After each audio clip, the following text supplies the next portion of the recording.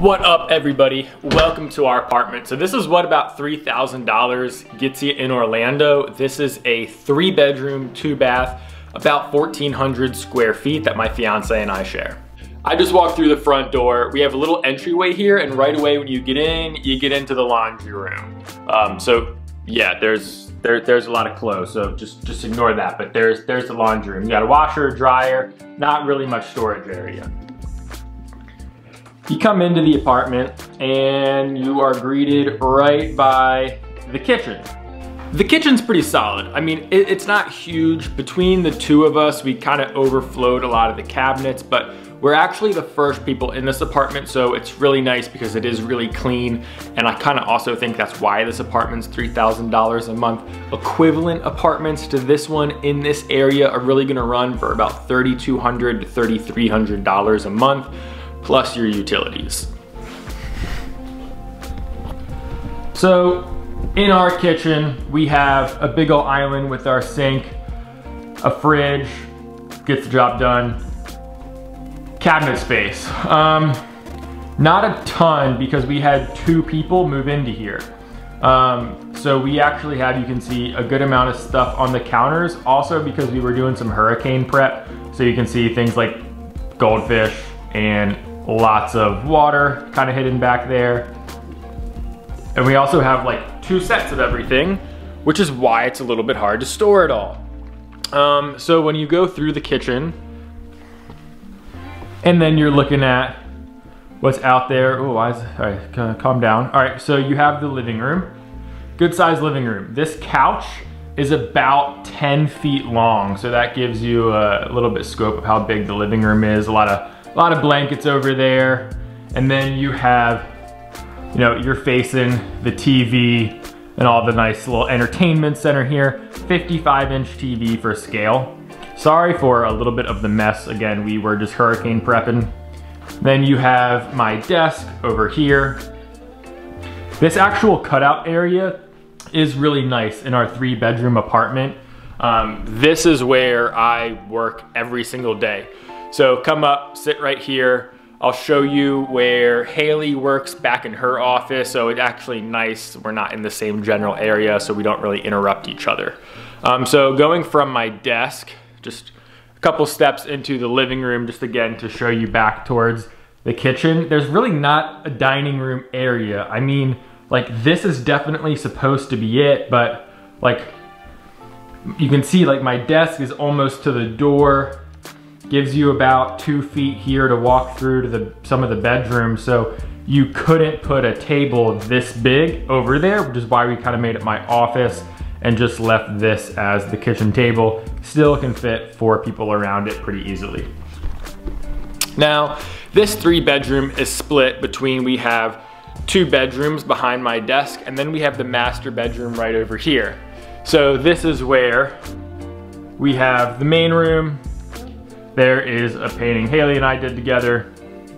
There is my Peloton, again, TV, all that stuff. This master does have a really big closet. Also has a full bathroom, 2 sinks, shower, bathtub. So again, quick look at the bedroom. Now, if we move on over to Haley's office and my room, and again, we have another bathroom. So 3 beds, 2 baths. When you walk past my office, you come into like just this kind of little corner right here. So you have the bathroom, and then you have the 2 bedrooms. Bathroom is pretty what you would expect. Shower, 2 sinks. That's about it. Now, my room is definitely smaller than the master. This is the middle room in terms of size. So you have bed right here, little painting up there, and then it is big enough to have 2 TVs. So this is really nice for like my my entertainment here. I can have like a race or a football game on here, be playing on the other TV or vice versa. The closet, obviously not a walk-in closet. It just kind of folds up, and it does fit most of my stuff though. I mean, it gets the job done for a guy. There's no way Haley could fit all her stuff in here though. So again, there is the 2nd bedroom. Now, bedroom number 3, we had to convert into an office and storage. So this closet, you can see, is packed to the brim because in 1,400 square feet, having this room as Haley's office and storage, that's just how it's gotta be. This room is definitely the smallest too. I mean, if you put a queen bed in here, it would take up 2/3 of the room.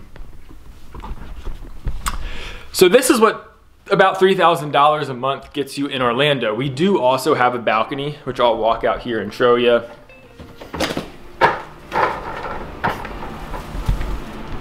This is our view, so it's really nothing that spectacular. We live in a big apartment complex where there is a ton of buildings. Again, talking about storage, I gotta keep my bike out here because there's really nowhere else to put it. Nice little dog park, a little walking track. There's some like hammocks and stuff over there too. Whoa, that's really close. So that's the apartment tour. Now, when you pay for $3,000 a month for a 3-bedroom, normally if you're in a big apartment complex, there's some other things that come with that. So our apartment complex is a little bit unique where we actually don't really have a relationship with our internet service provider. This box somewhere up here on the ceiling, that's our internet service provider, and we actually don't have a relationship with them. Our apartment complex manages all of that. Kind of unfortunate because we don't have the ability to upgrade it our own. Like, we just are stuck with paying 50 bucks a month for what comes with the place. We do, you know, we pay a variable amount every month for water. We do pay $25 a month for trash service because the dumpster is all the way down there. So 5 nights a week, people come, we just leave the trash outside of our door, they pick it up and take it.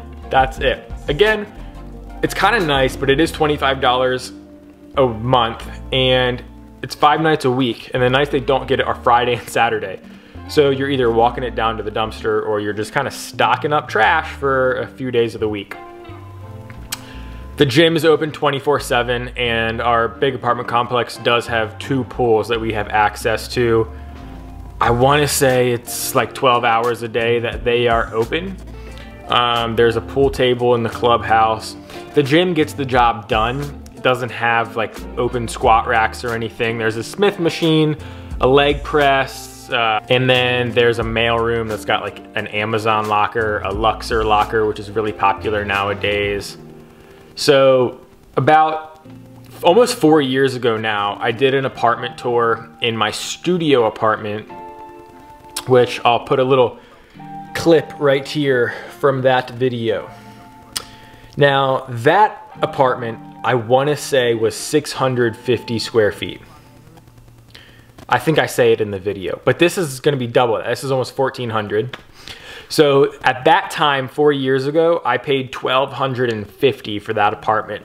Now that same apartment is about $400, $450 more per month. Unreal that that little studio is now going for $1,600-ish plus a month. This 3-bedroom, again, we pay $3,000 a month, but if you go 2 miles over where we used to live, an apartment like this is going for $3,300 a month. And if you just go a couple miles the other way to some of the real luxury apartments, they are going for even $4,000 plus for 3 bedrooms. And that really just has to do with the amount of people that have moved here during COVID. Over the past 4 years, rent has just gone up and up and up in Orlando. I had a 1-bedroom before this.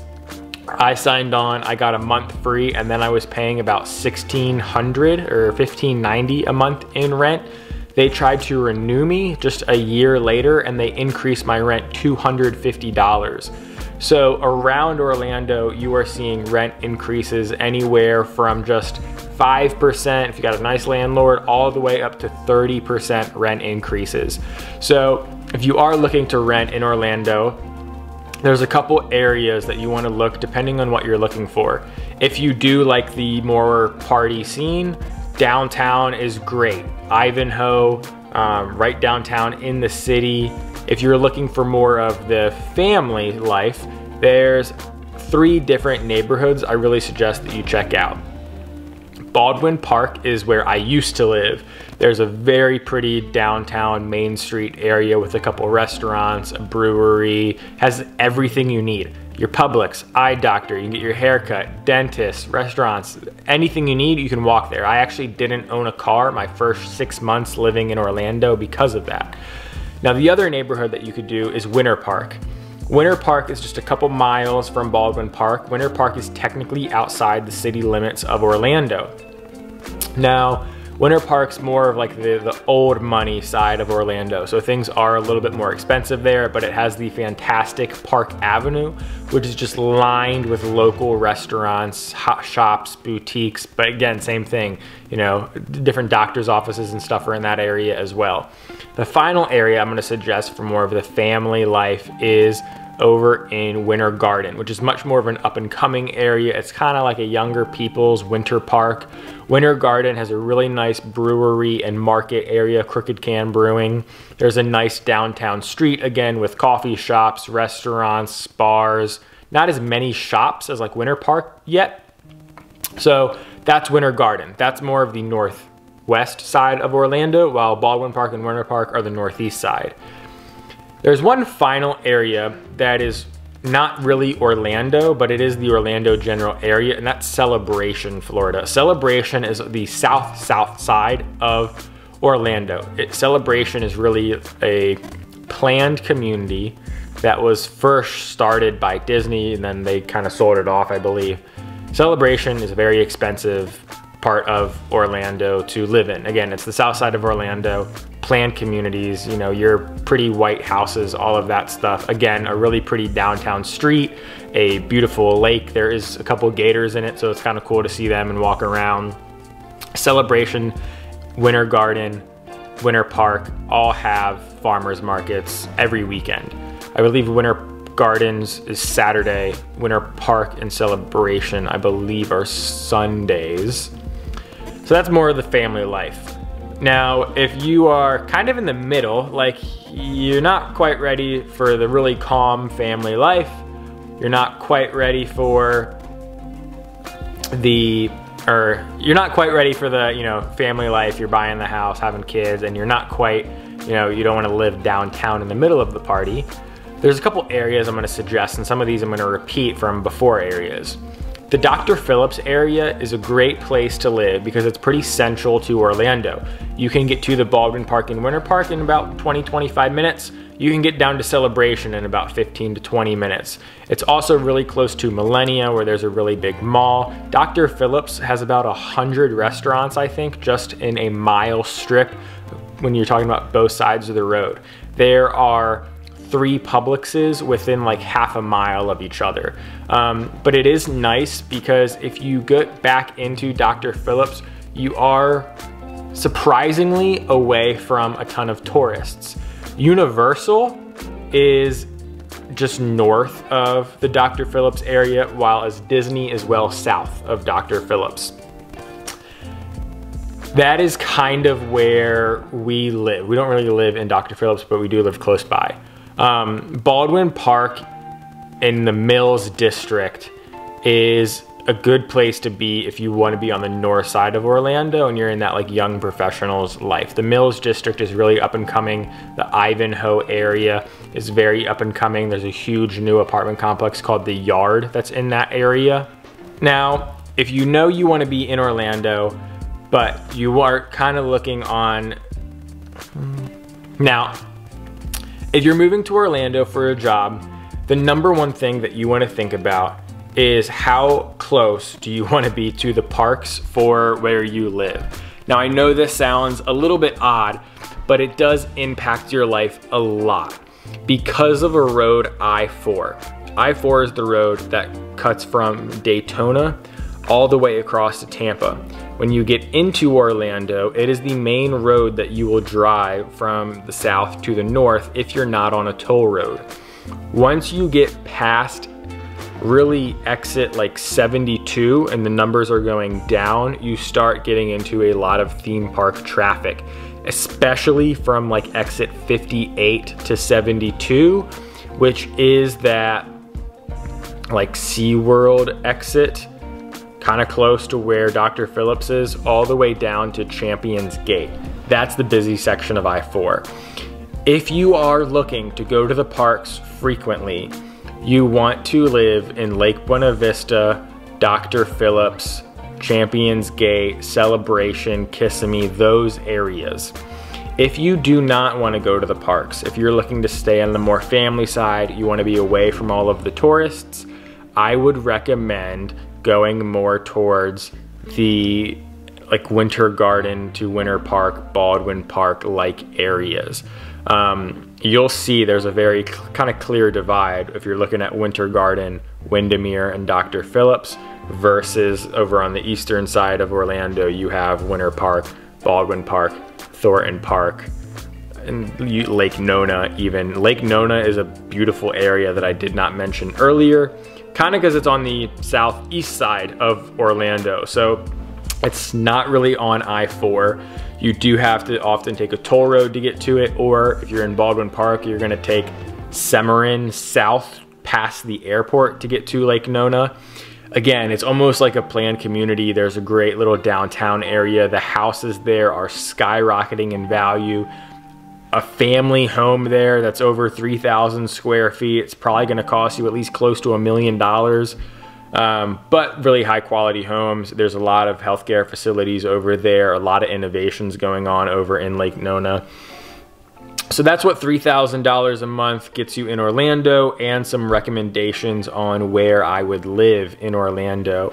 I've lived in Baldwin Park, and I've lived over in some of the areas close to Disney. I really don't have an issue getting around the city, whether it's the parks or not. You do just have to realize you live in a tourist destination. Your grocery stores on the southwest side of Orlando are filled with a lot of tourists. You do have to be careful driving, because you'll notice a lot of people don't really know where they're going some of the time. But Orlando is an amazing place to live. There are hundreds and hundreds of things to do beyond just the amusement parks. So if you're thinking about moving here, do not think you are just moving to the town of the mouse. It is a great place for families too.